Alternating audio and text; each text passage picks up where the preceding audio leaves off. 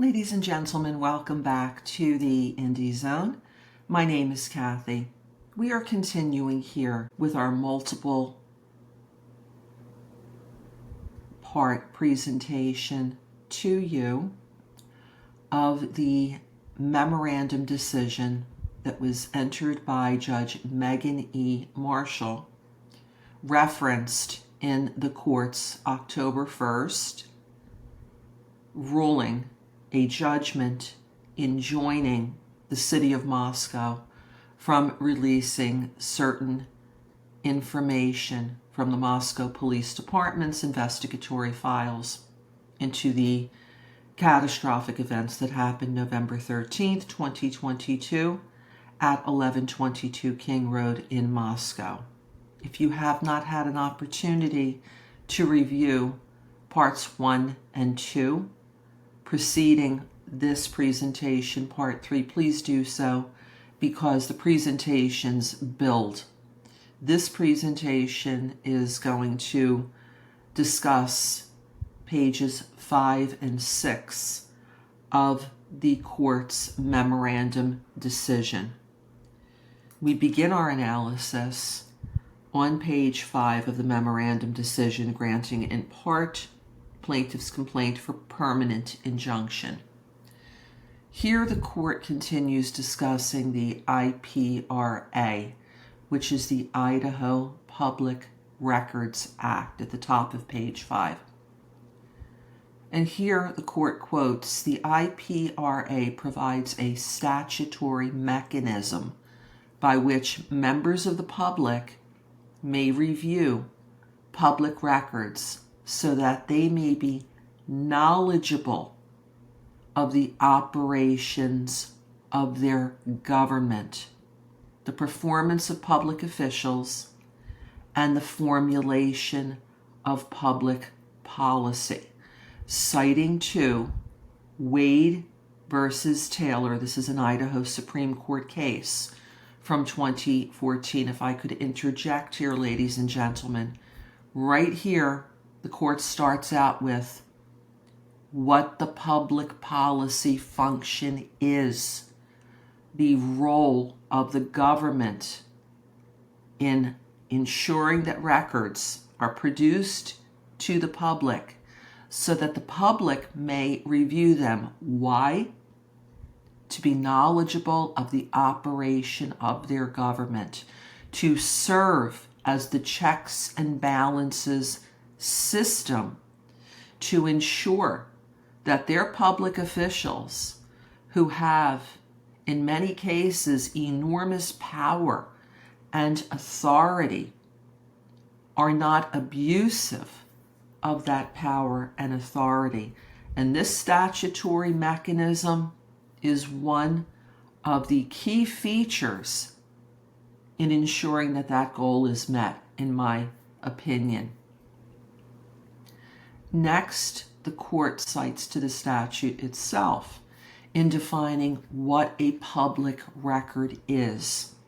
And here the court notes that it is, quote, "any writing containing information related to the conduct or administration of the public's business, prepared, owned, used, or retained by any state agency, independent public body, corporate and political or local agency, regardless of physical form or characteristics."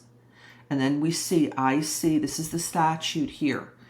When you see that little squiggly behind IC, that represents a statute passed by a legislature.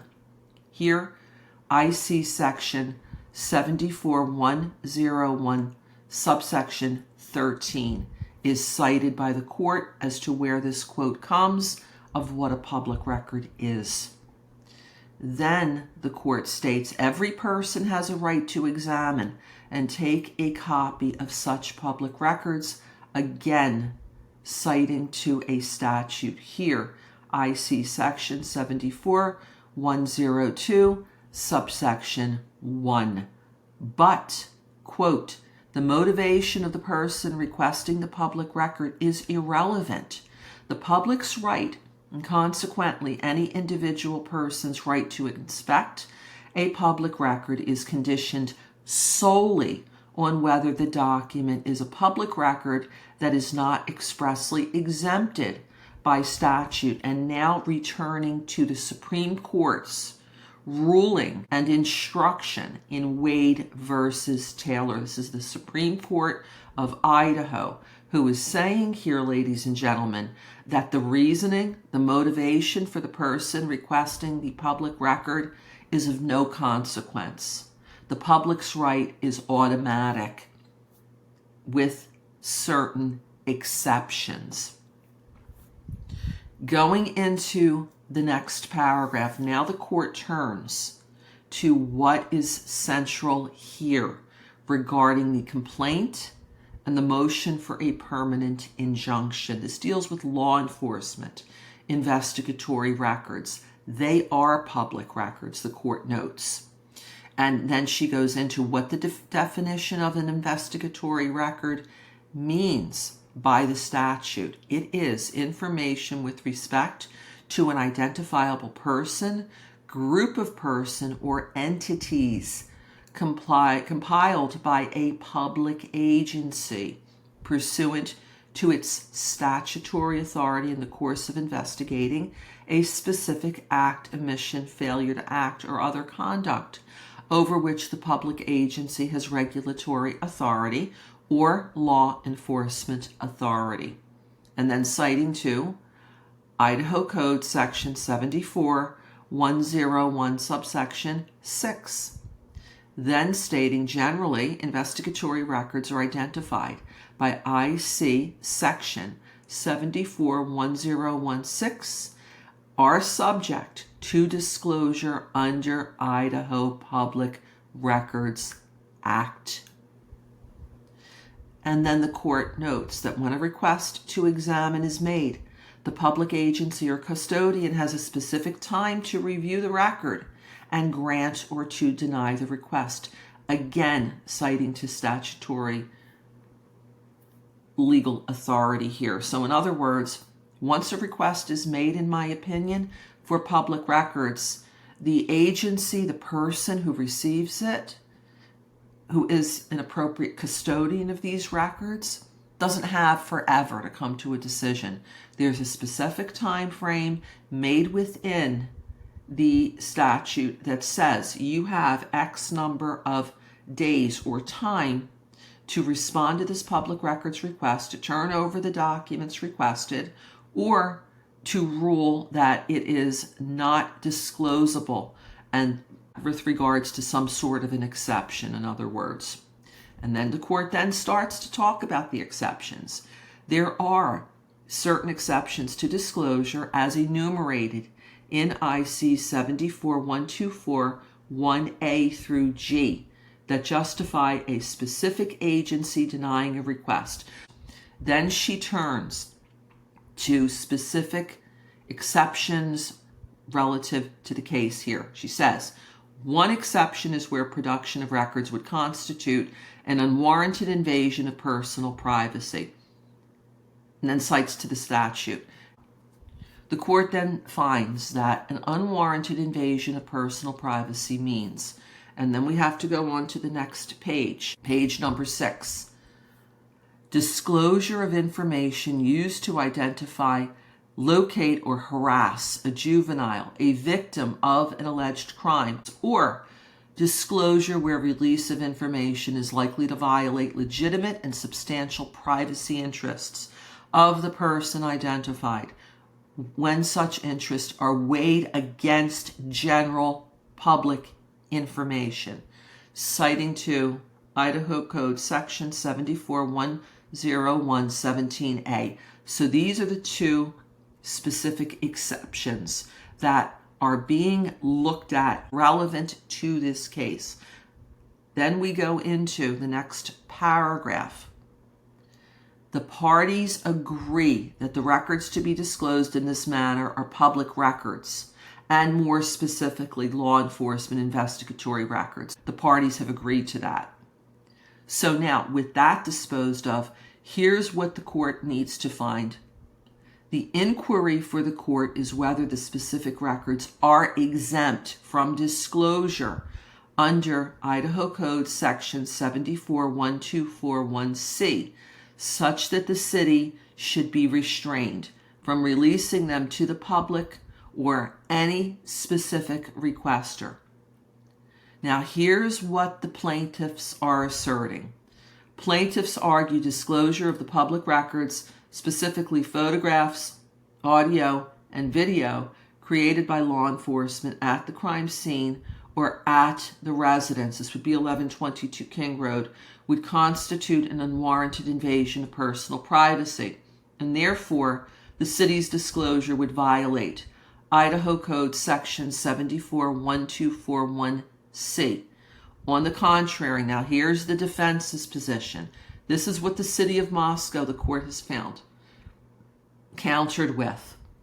On the contrary, the city argues the records are not exempt from disclosure because plaintiffs do not have standing or authority to assert a privacy interest, either on behalf of themselves or on behalf of the students. And if plaintiffs can establish a privacy interest, that interest is not outweighed by the public's interest in disclosure. So let's look here again, specifically at what the city is arguing. In my opinion, number one, the city argues the records are not exempt from disclosure because, and here are the reasons. A, plaintiffs do not have standing or authority to assert a privacy interest, either on behalf of themselves or B, on behalf of the students. Standing, an important prerequisite that you have to have the legal grounds to be before the court and ask for something, some remedy. Here, it's not damages, as you see sometimes in civil cases. It is enjoining. It's an equitable remedy. It's directing the city that they are not to do something. They are to refrain from doing something, and they are to be permanently refrained from doing something. If you would like to review standing that came up in the Idaho versus Koberger case, I recommend that you look at the Idaho Supreme Court's case. When the media went to the Idaho Supreme Court to seek to have the non-dissemination orders, the gag orders, that this very judge, Judge Marshall, entered in January of 2023 in Idaho versus Koberger set aside, there is a discussion there of what standing is. And the Idaho Supreme Court found that the press, the media coalition that were the petitioners in that case, had standing to be heard because they were the press under the First Amendment. The press, freedom of the press is referenced. It is one of the 5 freedoms found within the First Amendment. Then, this statement here, even if plaintiffs can establish a privacy interest, if they can still overcome what the city of Moscow is saying here, you do not have standing, then they're saying the public's interest in disclosure outweighs. So if you've got a scale of privacy interests of the plaintiffs on one hand and the public's interest in disclosure in being able to get these records to do what the public is supposed to do, which is to be the checks and balances system for the government, the latter outweighs the former. In the next section, the court now is going into the discussion of standing. That has to be dealt with first. And the court here under subsection 1 says, plaintiffs have standing to assert a privacy interest in the records to be disclosed. In the final paragraph here, which actually goes into 7, the court defines an unwarranted invasion of personal privacy, and then it goes into the next page, which we're going to deal with in the next episode of this continuing series. If you have any comments, any thoughts, any opinions regarding this matter, please leave them here. Until next time, this is Kathy. Thank you very much for joining us here today.